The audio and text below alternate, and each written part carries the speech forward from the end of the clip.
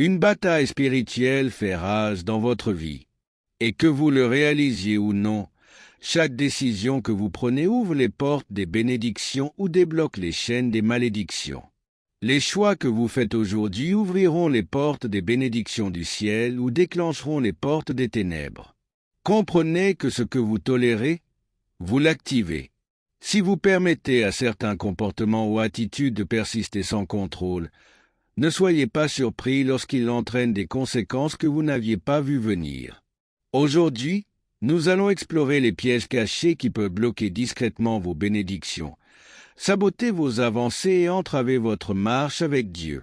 Je vais exposer 3 activations de malédiction dont vous n'êtes peut-être pas au courant et vous montrer comment vous libérer de leur emprise.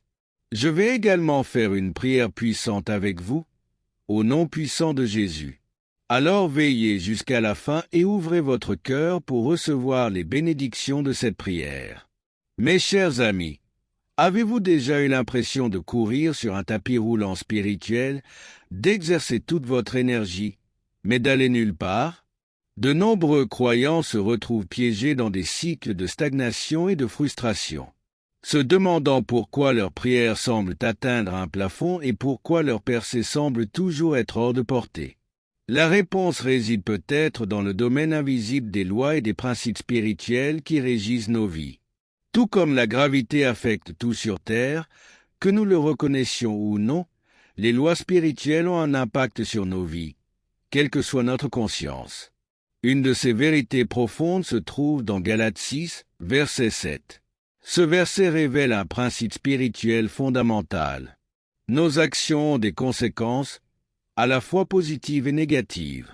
Lorsque nous nous alignons sur la volonté de Dieu, nous activons ses bénédictions. Cependant, lorsque nous opérons en dehors de son plan divin, nous pouvons, sans le savoir, activer des malédictions dans nos vies. Ces malédictions ne sont pas des sorts mystiques lancés par des sorcières, mais plutôt les conséquences naturelles de nos choix et de nos actions. Explorons maintenant 3 manières spécifiques par lesquelles nous pourrions activer des malédictions dans nos vies. En comprenant ces pièges, nous pouvons prendre des mesures pour nous réaligner sur la volonté de Dieu et ouvrir les vannes de ses bénédictions. Premièrement, vivre dans un péché volontaire et impénitent. Mes amis, c'est peut-être le piège le plus insidieux ou le plus dangereux dans lequel nous puissions tomber en tant que croyants. Le péché volontaire ne concerne pas les erreurs occasionnelles ou les moments de faiblesse. Il s'agit de choisir délibérément de désobéir à Dieu, sachant très bien que nos actions vont à l'encontre de sa volonté.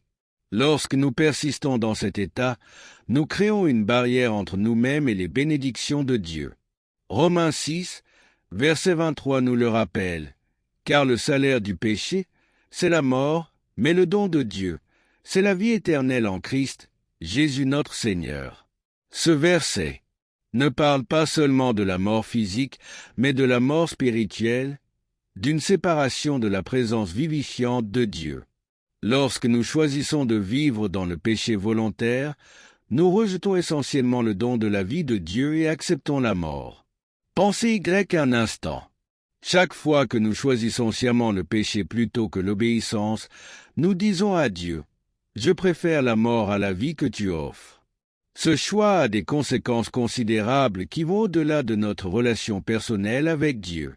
Cela affecte tous les aspects de notre vie, nos relations, notre travail, notre santé, nos finances, notre croissance spirituelle et bien plus encore. Proverbe 28.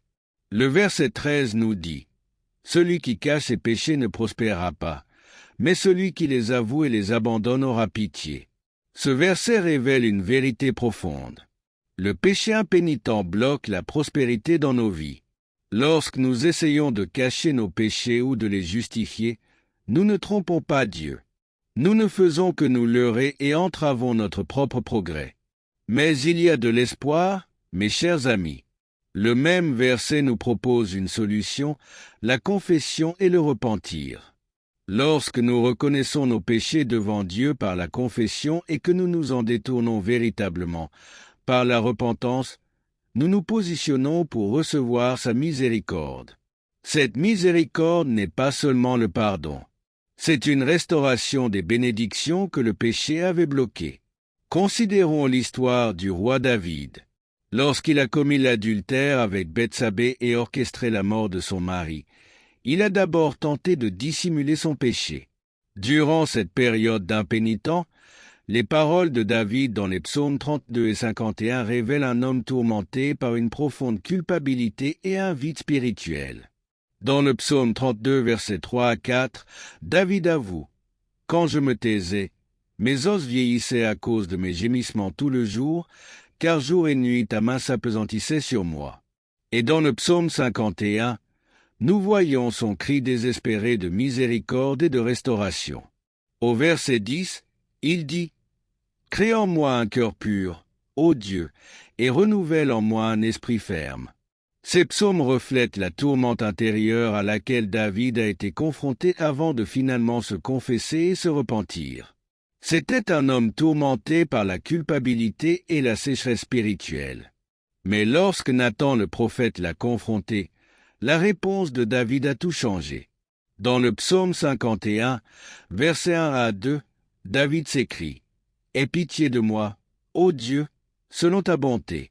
Selon la multitude de tes tendres miséricordes, efface mes transgressions, lave-moi complètement de mon iniquité et purifie-moi de mon péché. » Ce repentir sincère a ouvert les vannes de la miséricorde et de la restauration de Dieu dans la vie de David. Mes amis, vous vivez peut-être avec des péchés non avoués.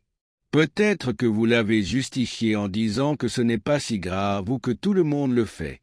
Mais aujourd'hui, Dieu vous appelle à un niveau plus élevé. Il vous invite à vous libérer de la malédiction du péché volontaire et à entrer dans la bénédiction de l'obéissance. N'oubliez pas que la repentance ne consiste pas seulement à regretter vos péchés. C'est une décision de se détourner du péché et de se tourner vers Dieu. C'est un engagement à changer vos actions, pas seulement vos sentiments. En faisant ce virage, vous découvrirez que Dieu attend avec impatience de déverser ses bénédictions sur vous.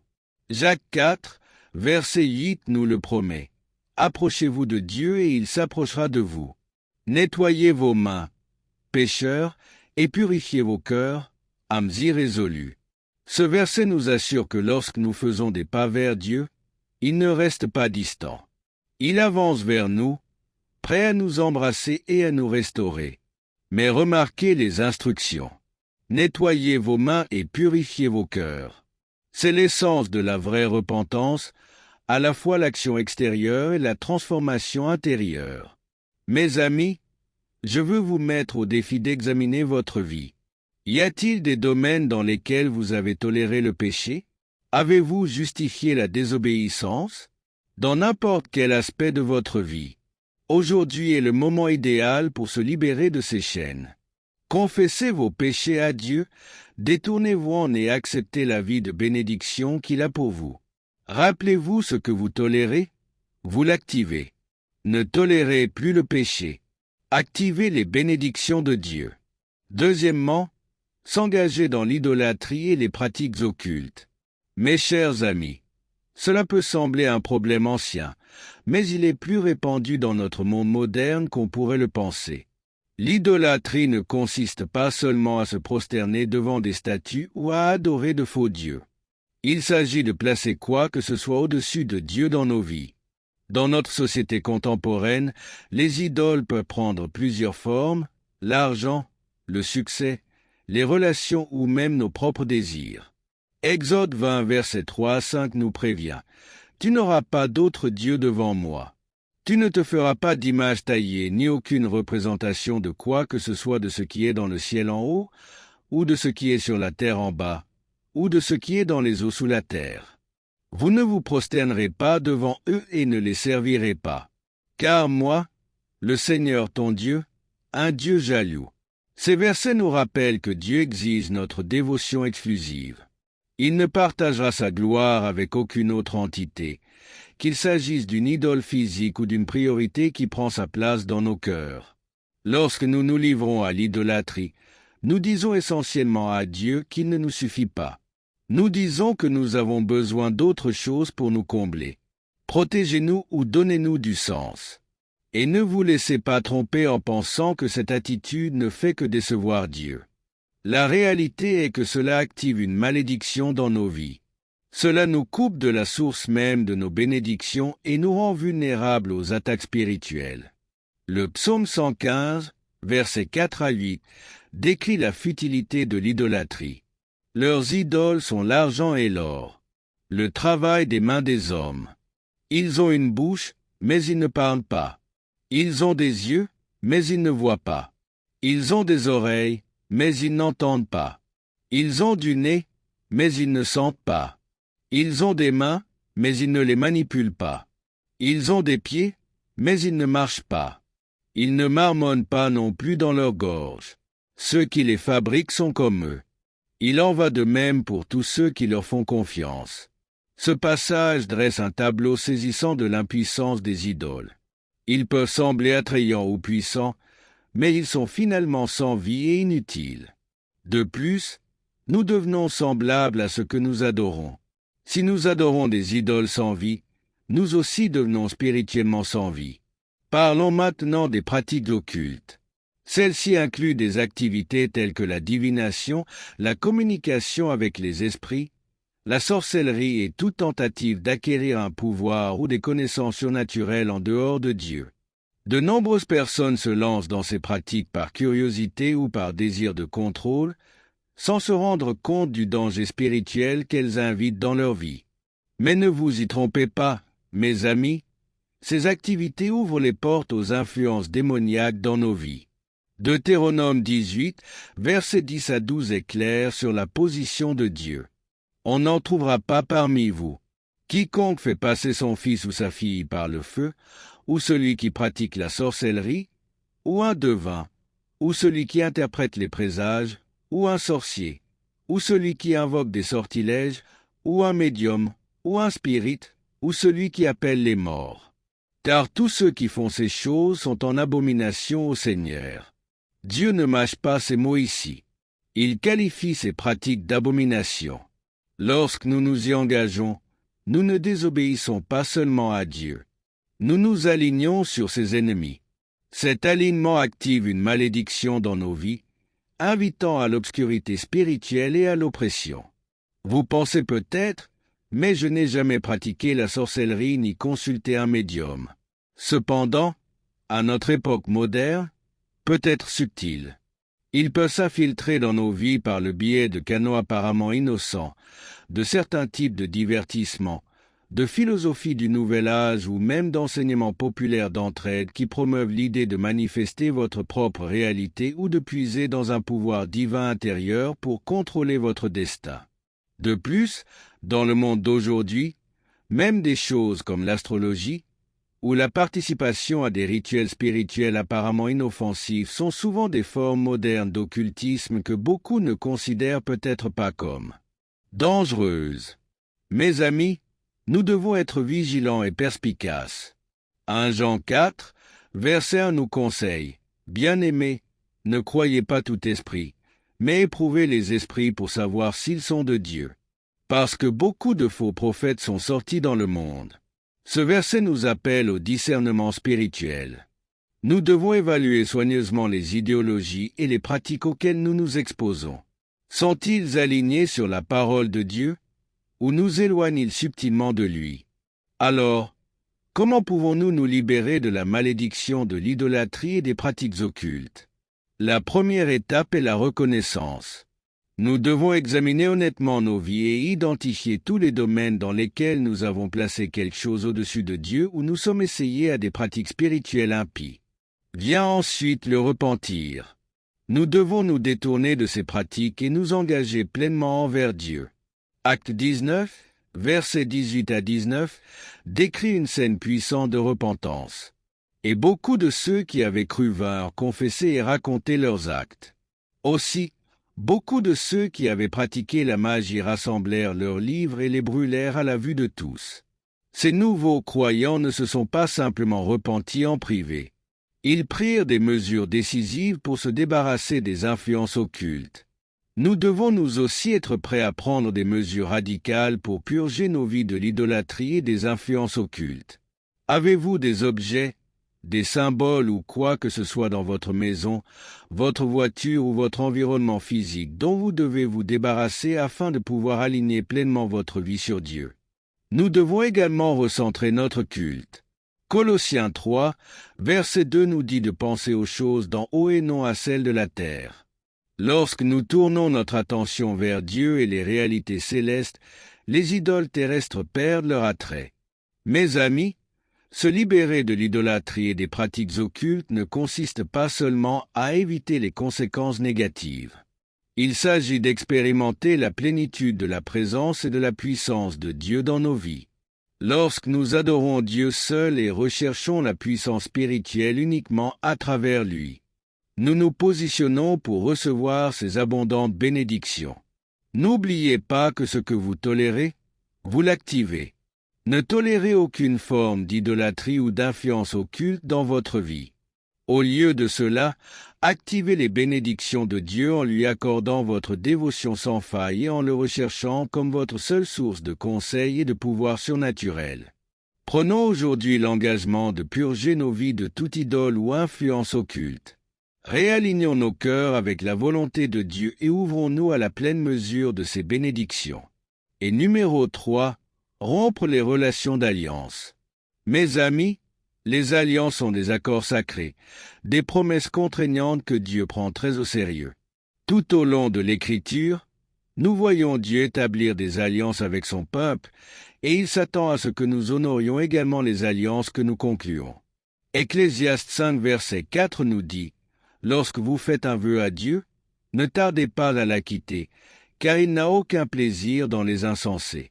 Payez ce que vous avez promis. » Ce verset souligne l'importance de tenir nos promesses, en particulier celles faites devant Dieu.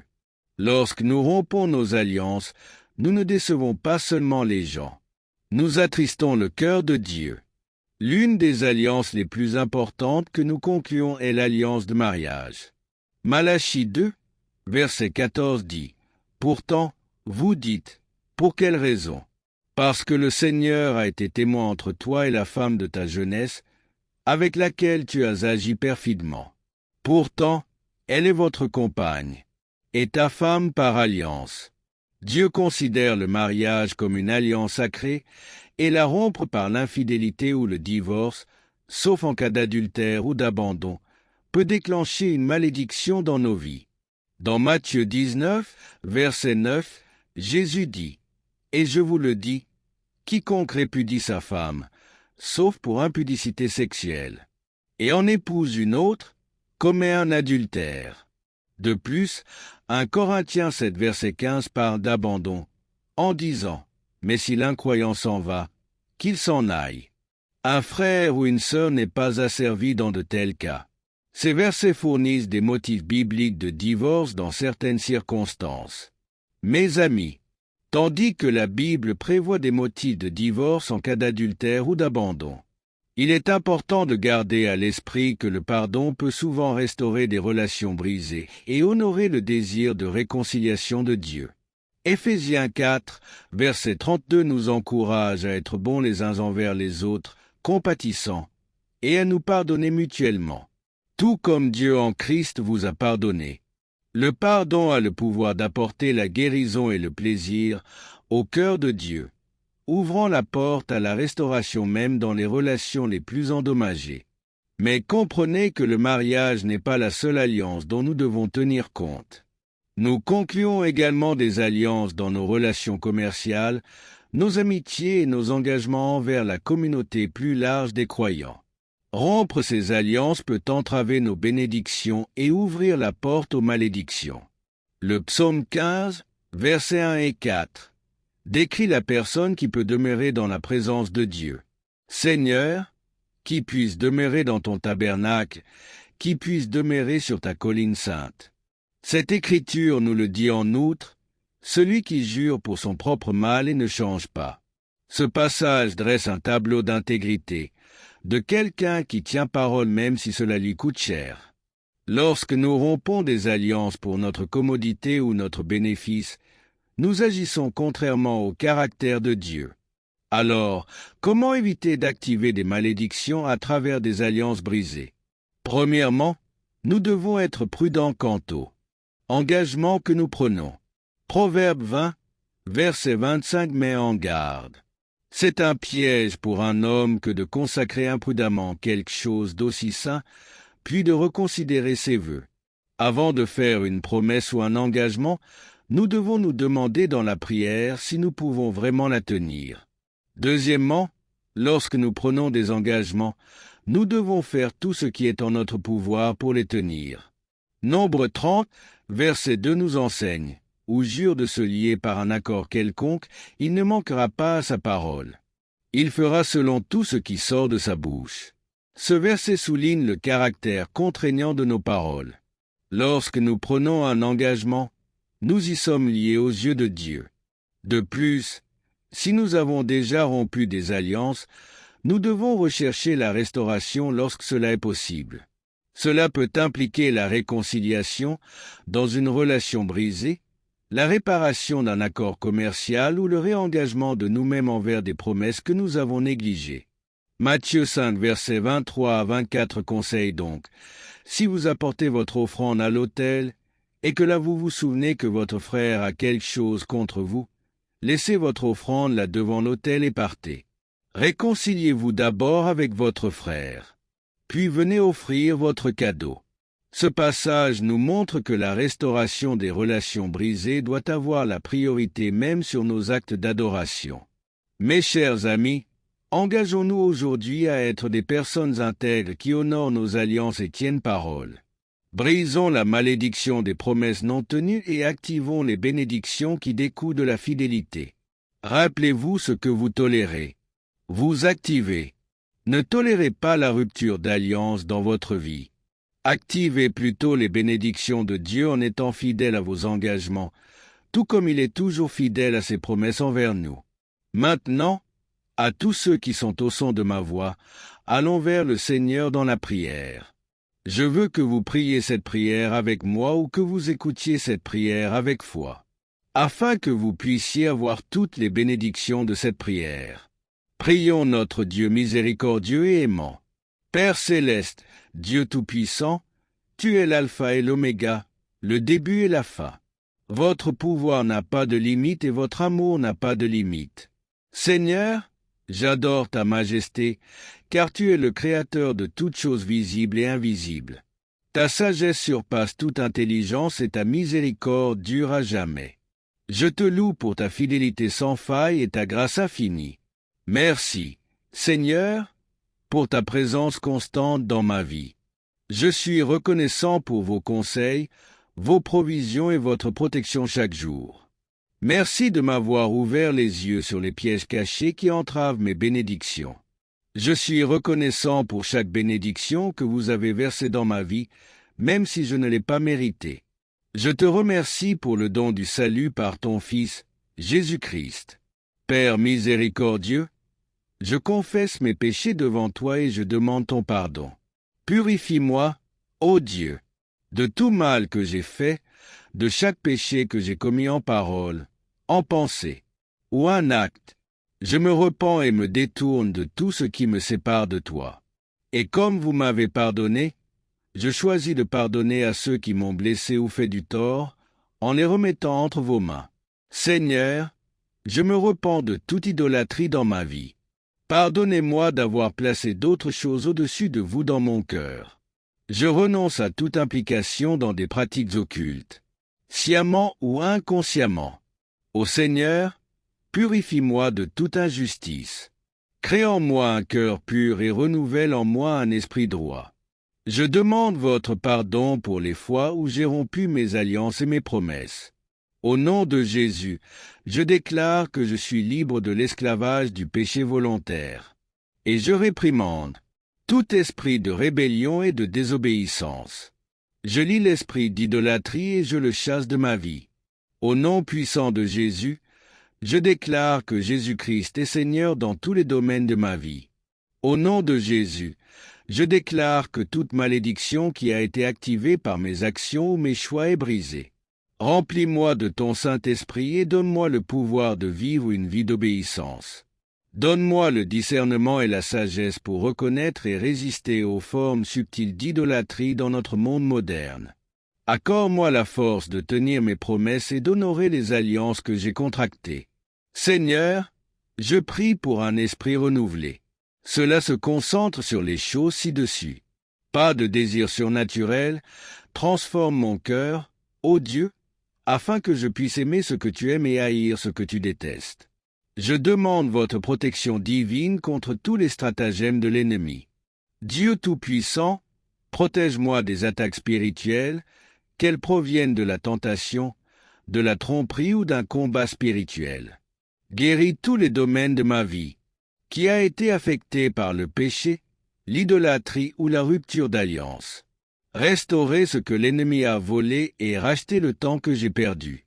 Je prie pour la guérison physique, émotionnelle et spirituelle au nom de Jésus. Seigneur, je te demande d'étendre ces bénédictions à mes proches. Protège-les des pièges de l'ennemi et guide-les dans ta vérité. Guérir leur corps, restaurer leur esprit et renouveler leur esprit. Ô Dieu, aide-les à se libérer de toute malédiction et à marcher dans la plénitude de tes bénédictions. Seigneur, pendant que je dis cette prière, avec tous ceux qui m'écoutent, je suis reconnaissant pour chaque cœur qui s'ouvre devant toi en ce moment. Nous nous mettons d'accord, prions les uns pour les autres et réclamons vos promesses. Père, nous déclarons la victoire sur le péché, l'idolâtrie et les alliances rompues dans nos vies.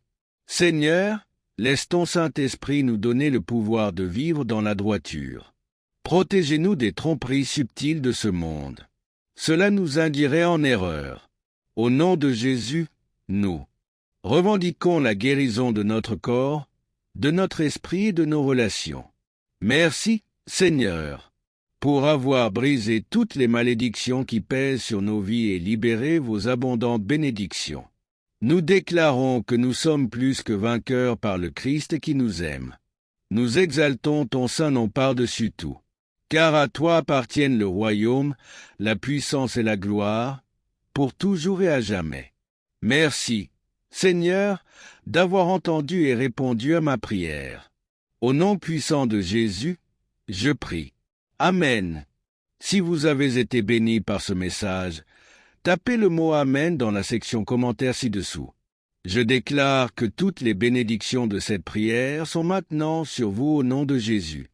Vous pouvez nous aider à atteindre plus de personnes et à répandre l'Évangile.